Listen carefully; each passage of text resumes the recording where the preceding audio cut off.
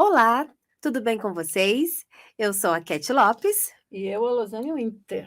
e hoje nós vamos conversar um pouquinho sobre respostas de Deus. Deus não me responde, e agora? Eu diria assim que esse é um tema promissor, né, e Sim, desafiante ao mesmo tempo. sim, justamente porque eu acho que de todas as gerações nós estamos vivendo a geração do agora, né, do imediatismo. E as circunstâncias acontecem e a gente acessa a Deus, numa oração ou numa súplica. Mas já buscando também essa: "Ó, é agora que eu tenho que resolver, é agora".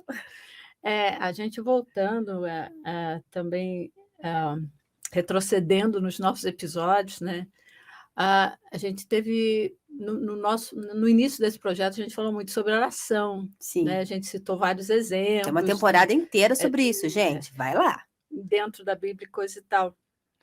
E uma das coisas que a gente bateu bastante, de que a oração, ela se trata de um relacionamento, de conversa entre amigos, Sim, né, e ter o Deus da glória em Cristo como nosso amigo, ele é Senhor, mas como nosso amigo, né, aquela coisa como a gente pode abrir o coração. A dificuldade, tá, é que uma das coisas que a gente também falou bastante, é tratar Deus como o gênio da lâmpada, com pedidos isso, infinitos, eu né, ia não falar apenas como isso. 3, né, Aham. mas com Eu ia comentar isso, que foi algo que nós comentamos, né, esse acesso a Deus como se fosse gênio de lâmpada, como se fosse, apenas o Deus milagroso, né, que a gente não se relaciona, mas na hora que precisa quer que ele esteja ali, porque ele tem que estar ali, porque ele é Deus.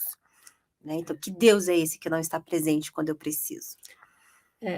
eu me lembro que há muito tempo atrás, eu diria, eu não tinha mudado para, só para vocês terem uma ideia, eu não tinha mudado para Curitiba ainda, Uhum. e eu já estou aqui há 26 anos, então já faz um tempinho, né. Eh, e eu queria uma resposta de Deus, e eu queria uma resposta de Deus, porque eu queria mudança. Eu queria, assim, que naquele momento tinha que ter uma mudança, e eu estava orando, orando, e daí surgiu uma certa oportunidade, assim, e eu orei. E é exatamente, aquele silêncio, né, aquele silêncio. E o silêncio já é uma resposta, né. Sim, Enfim, se você fala com alguém, ela fica em silêncio, o que que isso quer dizer? Está dizendo alguma coisa. E daí eu não me conformava com tal de silêncio, e praticamente eu dei meio que um ultimato a Deus, né, como se eu pudesse fazer isso. colocou na parede. É, como a gente costuma dizer, né, como se eu não tivesse poder para isso, enfim. E eu me lembro que eu me meti numa situação, porque eu cheguei assim mesmo: "Deus, se o senhor não vai fazer, eu faço, Uhum. né, eu posso escolher, eu faço, Vai no meu braço. vai no meu braço, na minha força". E realmente é uma das coisas que eu me arrependo. Eu me arrependo não porque eu pude voltar atrás com dor, no sentido, porque é bem isso, né, você fez, você vai lá e conserta, Uhum, né. Como assim, agora você fez a burrada e você quer que eu não te disse nada, você foi por conta, uhum. embora, e eu me lembro assim, Deus me deu graça para me repreender, para, assim, quer dizer, para aceitar a repreensão dele no silêncio, né. Mas eu me lembro que Deus me deu uma palavra, assim, que veio muito forte no meu coração, quando eu clamava para que ele me tirasse da situação. E ele falou assim: "Eu te dei uma mente, pense". E eu comecei a analisar toda a situação, toda a minha motivação, todos os passos que eu dei, todas as escolhas que eu fiz. E eu tive que voltar atrás. Eu tive que voltar atrás. E realmente dizer que eu tinha errado, pedir perdão, porque isso envolvia uma outra pessoa.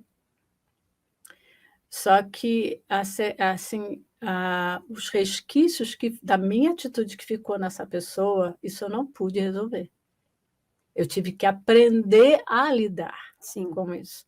Então é muito sério, quando a gente vê essas questões, né? E um exemplo que me recorre, baseado nesse meu exemplo, é a própria questão de Saul, né? Quando Samuel tinha dito para ele esperar, né? E para ele que ele ia atacar e para ele não pegar nada do lugar. E ele fala na boa intenção, né, Aham. entre aspas, ele vai e ele separa o melhor do rebanho, aquela coisa toda. E quando Samuel chega, ele fala, né, mas eu estou ouvindo um balido de ovelhas, né? Ele fala assim, não, né, é para o Senhor, é para o Senhor. E ele mesmo, num determinado momento, ele sacrifica antes de Samuel. E vem essa palavra que a gente conhece, né? Eu não vou dar o endereço porque realmente não vou lembrar agora, mas é que a palavra que Samuel dá é assim, né? Que é melhor obedecer do que sacrificar. Então, são esses aspectos assim que, quando a gente conhece Deus dentro dessa caminhada, dentro desse relacionamento, até na nossa impulsividade de tentar resolver as coisas devido à motivação do nosso coração, e o mais interessante é que a gente mete Deus na história, né? Eu estou aqui lembrando de uma animação, né? Vocês que nos acompanham sabem o quanto Losane e eu somos, não só nós duas, né? Nós quatro somos ligadas em referências de filmes e animações.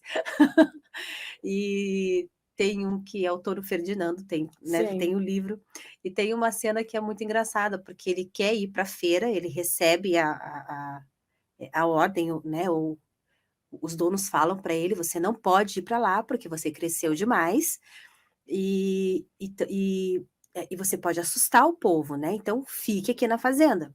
Mas ele adora flores, ele quer ir para o festival de flores, e ele começa, né? Se essa maçã não cair até eu contar até 3, é um sinal para eu ir. Aí a maçã cai no 2, né? Aí ele não se contentando, ele vai. Se essa pedra ela permanecendo, vai para aquelas coisas óbvias, né? Se essa pedra ela não se mover até eu contar até 3, então é um sinal para eu ir. Aí veio uma águia e carrega a pedra, né? E ele fica, por que você precisa dessa pedra? Porque assim, já vai fazendo aquelas coisas óbvias que sabe a resposta, e ainda assim as coisas acontecem. E de uma forma, né, bem humorada, a gente consegue trazer isso para nós, porque a gente quantas vezes não chega assim diante de Deus levando a solução, né, levando a resposta, porque a resposta está demorando, né, ou porque às vezes a gente já sabe que a resposta de Deus vai ser diferente, mas o seu coração está inclinado para aquilo e você quer que aquilo aconteça. É bem isso, né? Quantas coisas o nosso coração já escolheu. Isso. E a oração só se torna uma forma assim de suavizar a Deixa eu consciência. santificar o negócio. No sentido assim, às vezes assim, Deus vem comigo, né? Para chamar, vem comigo, mas não faz nada não, mas vem comigo.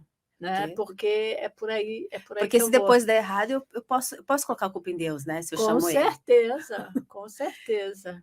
Nós podemos ir para a história de Davi, quando ele roga a Deus, né, pela salvação do primeiro filho, e Deus diz não, né? Você não, esse filho não, ele não vai nascer. E ele passa, ele se arrepende, ele jejua, ele ora, né? Ele rasga as vestes, se cobre de cinza. Então, assim, existe arrependimento ali, a gente consegue enxergar não só intenção no coração, mas existe já arrependimento, porque ele já havia conversado, né, com o profeta antes, a gente já sabe dessa parte. E né, se trata de uma criança, algo inocente, algo puro, que não tem nada a ver com a história dele, né? Tipo, por que vai pagar por isso? A gente, de repente, olha para esse lado, né? E Deus diz não. E quando para aquele tempo, ele só levanta, lava as vestes, e você, então tá bom, então deixa eu continuar a vida aqui. E isso diz muito também sobre como nós aceitamos as respostas de Deus, né? Porque não é só o não sermos respondidas naquele momento, mas é da forma e do modo que a gente quer ser respondido, né? E eu acho não, né? Davi nos ensina muito sobre isso, porque se teve uma pessoa que teve muito dessas respostas de sim e de não e de espere de Deus, a história de Davi, do começo ao fim, tem exemplos sobre isso. Na verdade, a gente vê assim, uma das coisas que eu particularmente amo na Bíblia é que ela não... Quando Deus revela-se, né, assim, através da sua palavra, e Ele nos dá isso como um tesouro, assim, como um guia prático do que é estar com Ele, do que é viver para Ele. Em nenhum momento você vê Deus anulando a nossa humanidade, pelo contrário, Ele vai nos revelando quem nós somos, para que a gente possa reconhecer quem Ele é e o que Ele pode fazer e o que Ele deseja fazer em nós e por nosso intermédio. Então, essa coisa de Ele não... Seriam partes que Ele poderia excluir, né? Que Ele poderia excluir. Mas quando você vê que Davi, com todas as situações que ele vivenciou, ainda assim, ele era um homem segundo o coração de Deus. Por quê? Eu entendo que ele sabia quem ele era, ele sabia quem era Deus e, acima de tudo, algo que a gente tem batido, e vou repetir novamente, ele sabia se relacionar com Deus e ele não abria mão disso. Isso era algo tão próximo que é assim, né? No episódio mesmo que você citou, lá com Betseba, com o menino que nasceu e morreu, ele falou assim, quando o Natan repreende ele, o que ele faz? Ele se arrepende. Ele não fica se justificando. Já reconhece, Já ponto. reconhece, é tanto que depois, quando o menino morre, ele se levanta, ele volta à vida, porque ele diz assim, enquanto havia vida, havia esperança, agora não precisa mais. Mas nem por isso ele diminuiu a pessoa de Deus para ele, pelo contrário, a despeito de toda a tristeza que envolvia aquele momento, ele ainda se submeteu, se rendeu à soberania de Deus. E isso é tremendo, porque ali, nessa soberania da resposta que Deus trouxe a ele, né? E posteriormente a gente sabe que ele teve o Salomão, e ele se tornou assim, né, um dos reis mais sábios de Israel, e construiu o templo, e a história aí que a gente já conhece. Ministério Expandiário tem um DS, a gente sempre comenta, né, sobre os nossos DS, que é a série Descobrindo a Palavra, são livretos aí de até 32 páginas. E tem um que diz assim, quando Deus não está respondendo a sua oração. E ele é baseado no Salmo 77. E o Salmo 77, ele começa assim, clamo a Deus, sim, grito bem alto, quem dera Deus me ouvisse. Quando eu estava angustiado, busquei o Senhor. Orei a noite toda, de mãos estendidas para o céu, mas minha alma recusou a ser consolada. Enfim, e o Salmo ali até o versículo 9, ele vai nessa angústia, né? Nessas declarações de quanto eu não estou sendo ouvido por Deus e eu estou entendendo que o Senhor me rejeitou.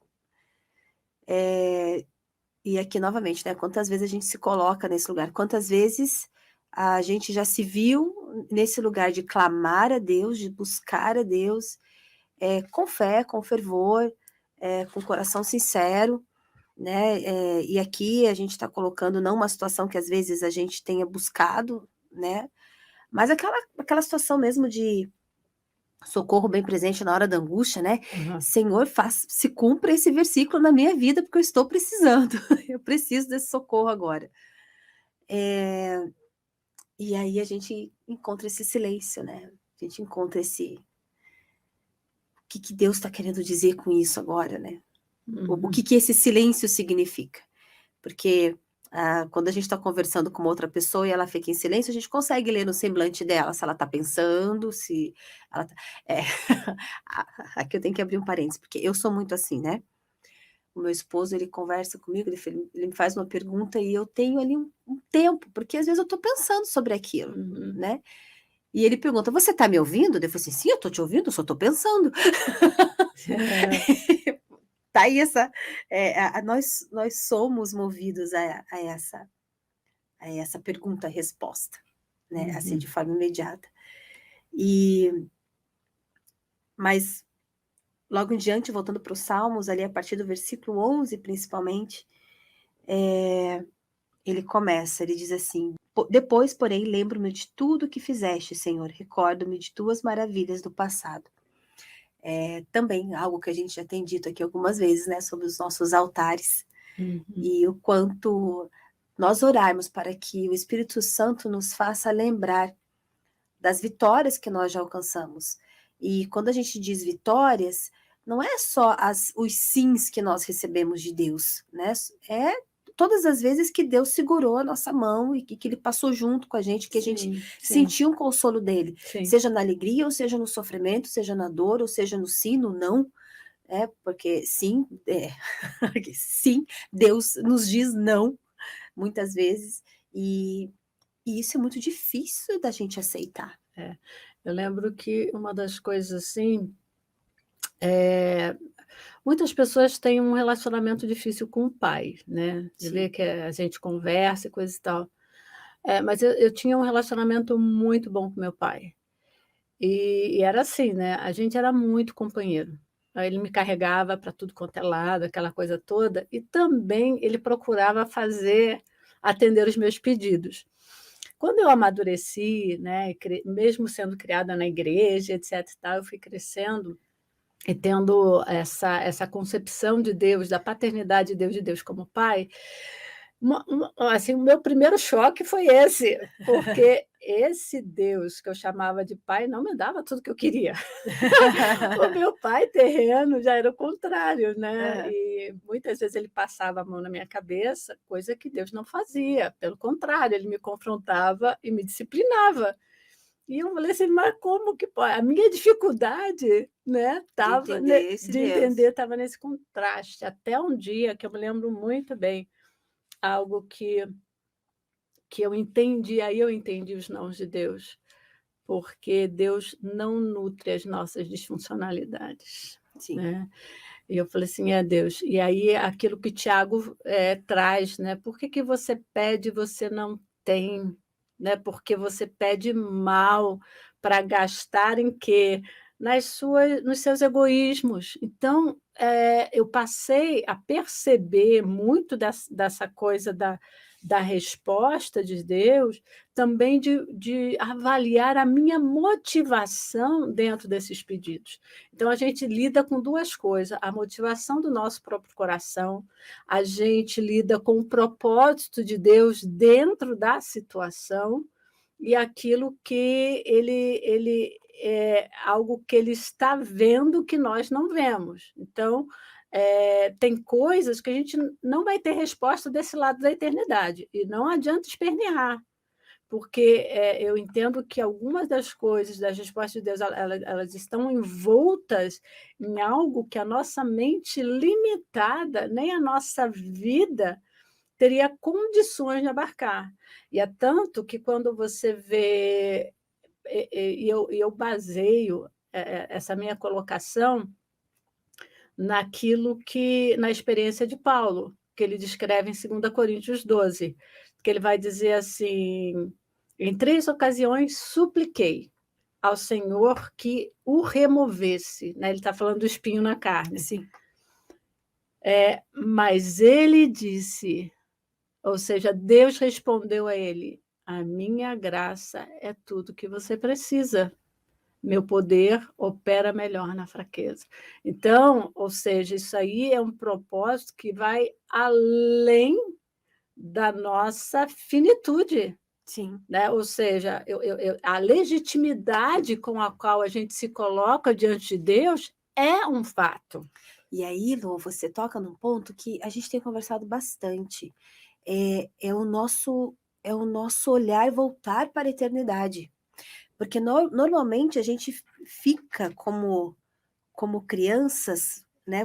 Tipo, você citou Coríntios, a gente pode voltar também quando Paulo escreve para a igreja de Coríntios, que era uma igreja espiritual, que tinha dons, que tinha, né, tudo, mas eram mas eram imaturos, eram como crianças birrentas, né? Uhum. Vamos dizer assim. E às vezes assim, a gente fica nesse lugar, justamente porque a gente volta o nosso olhar para a terra. A gente se desconecta do céu, a gente se Uhum. desconecta da eternidade, enquanto Deus sempre está com o olhar dele na eternidade.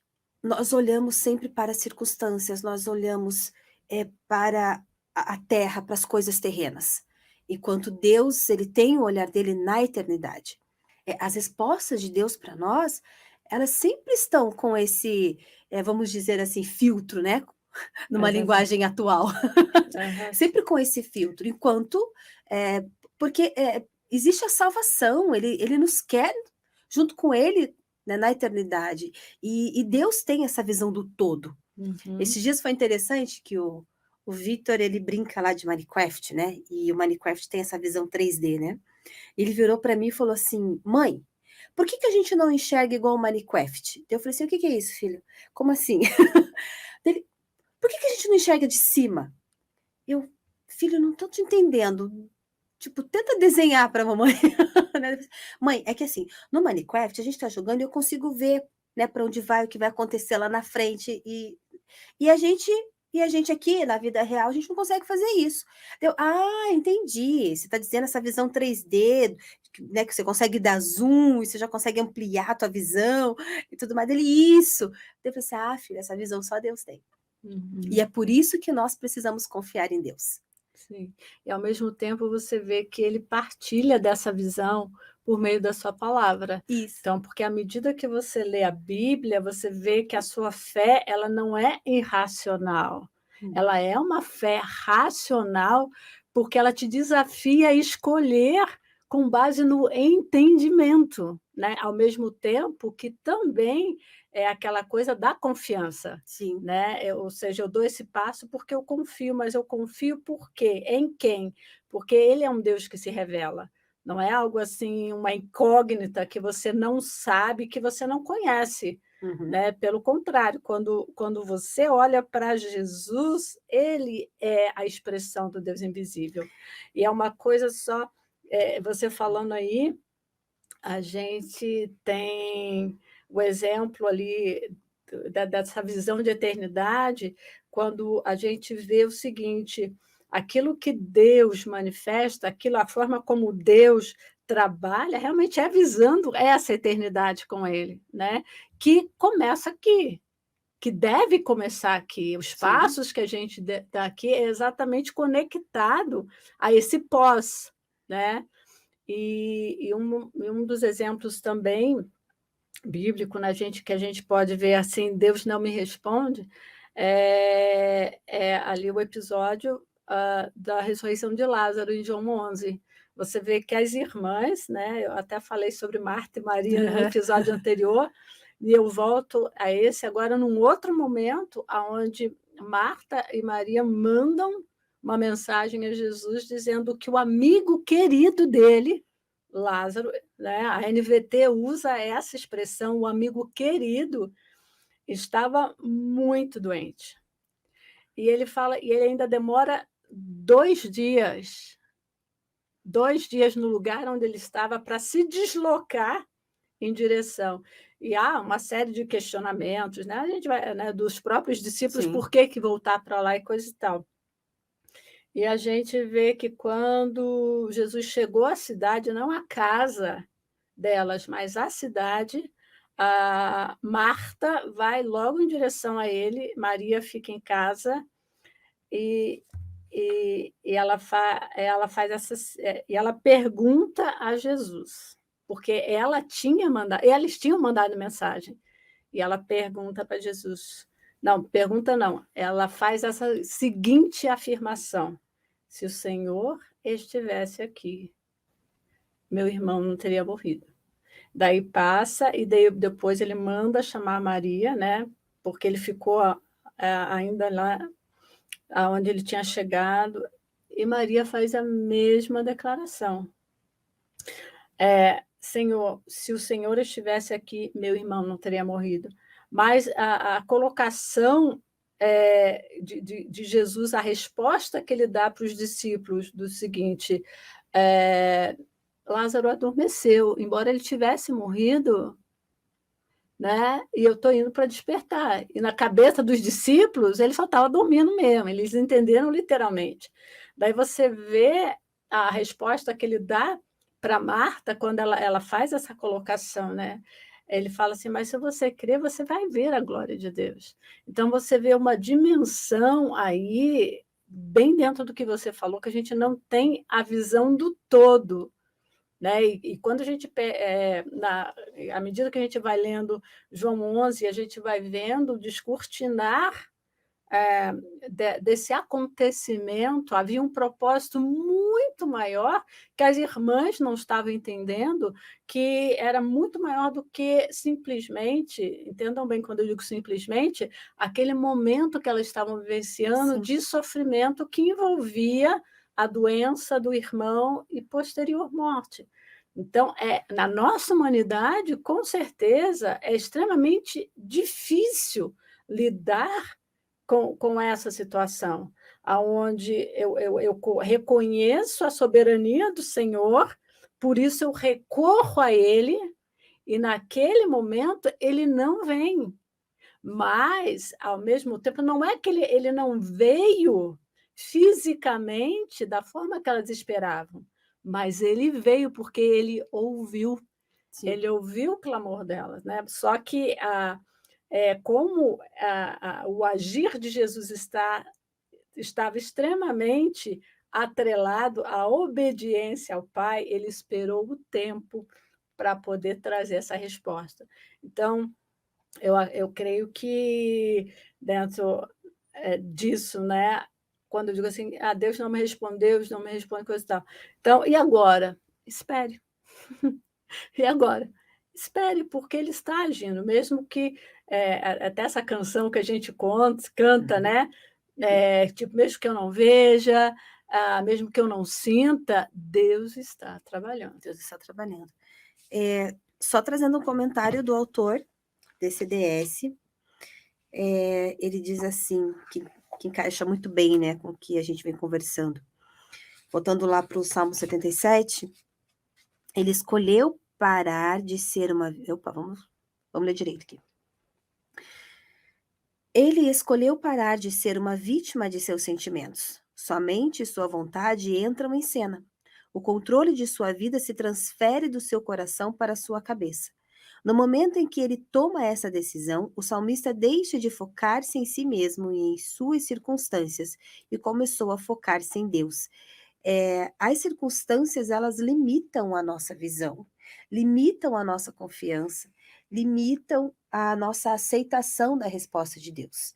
E todos os exemplos que nós trouxemos aqui, nós tivemos sim, nós tivemos espere, nós tivemos um não, nós tivemos vai ser desse jeito mesmo, porque é um propósito maior para isso.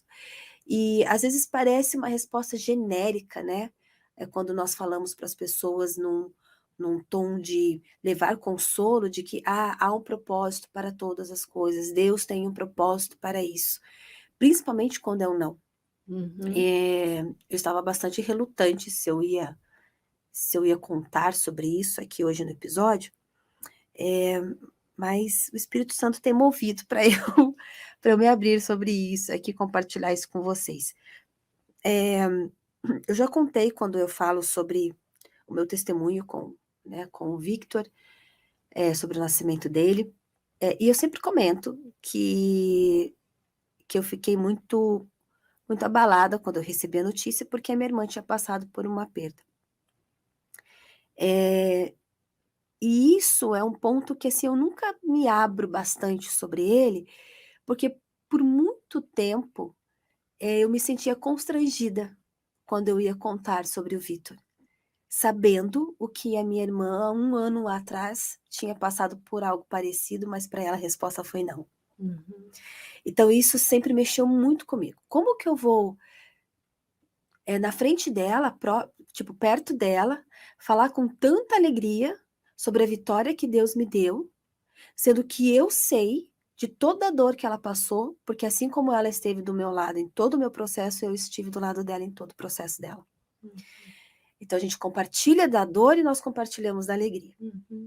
Então, e não faltou oração, não faltou, aliás, as situações que o Lucas nasceu, foram até mais favoráveis do que a que o Vitor nasceu, em termos de, ele já nasceu já mais formadinho, né, já estava com 7 meses, e enfim, teve toda uma situação ali, ele teve ainda ali de 10 a 15 minutos de vida, e uma das cenas mais difíceis para mim até hoje, foi o momento que os meus pais ficaram com ela no hospital, né, e meu esposo e eu acompanhamos o Diego no cartório, e ali a gente viu aquela cena de receber uma certidão de nascimento e receber uma certidão de óbito junto. Aquilo, assim, me impactou demais. Foi muito difícil aquilo. Por isso, a mesma família, o mesmo amor, a mesma intenção de oração, o mesmo clamor, as mesmas súplicas. Ao longo dos anos, a gente crescer juntas nisso, sabe? De tentar enxergar, de tentar entender isso em Deus, de tentarmos enxergarmos esse propósito maior. Então, quando às vezes a gente traz algumas situações aqui, é porque muitas delas nós já passamos. E eu sei o quanto é difícil você receber essa resposta que às vezes parece um chavão. Deus tem um propósito para todas as coisas. Mas ela é uma verdade. Deus tem um propósito para todas as coisas. E acima do propósito individual, ainda há um propósito coletivo, que é isso que nós estamos falando. A eternidade junto com Deus. Ela é real e a gente não pode se desconectar do céu. Porque ao desconectarmos do céu, a gente perde essa referência.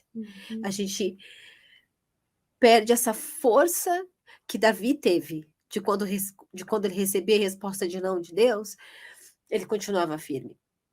E pensa numa pessoa, né, que nessa questão de relacionamento, eu fico imaginando, assim, ele, Moisés, né, Elias, porque conversavam com Deus e bum, acontecia. Que eram coisas visíveis, né, foi o leão, né, no caso de Davi, foi o leão, foi o urso, foi o gigante, foram as tantas guerras vencidas, né, que ele colocava ali as estratégias diante de Deus,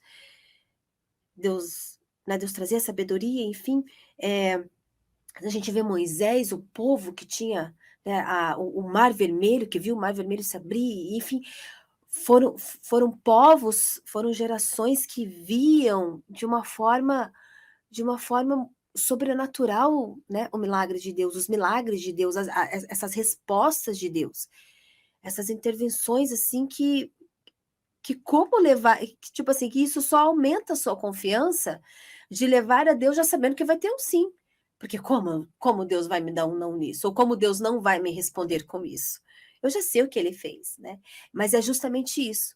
Nós olharmos para Deus, né? Como o autor diz aqui, focar-se em Deus e o Espírito Santo nos trazer à memória todos esses altares, todas essas orações respondidas, para que a nossa caminhada ela permaneça na mesma confiança, sabendo que Deus é soberano em todas as coisas.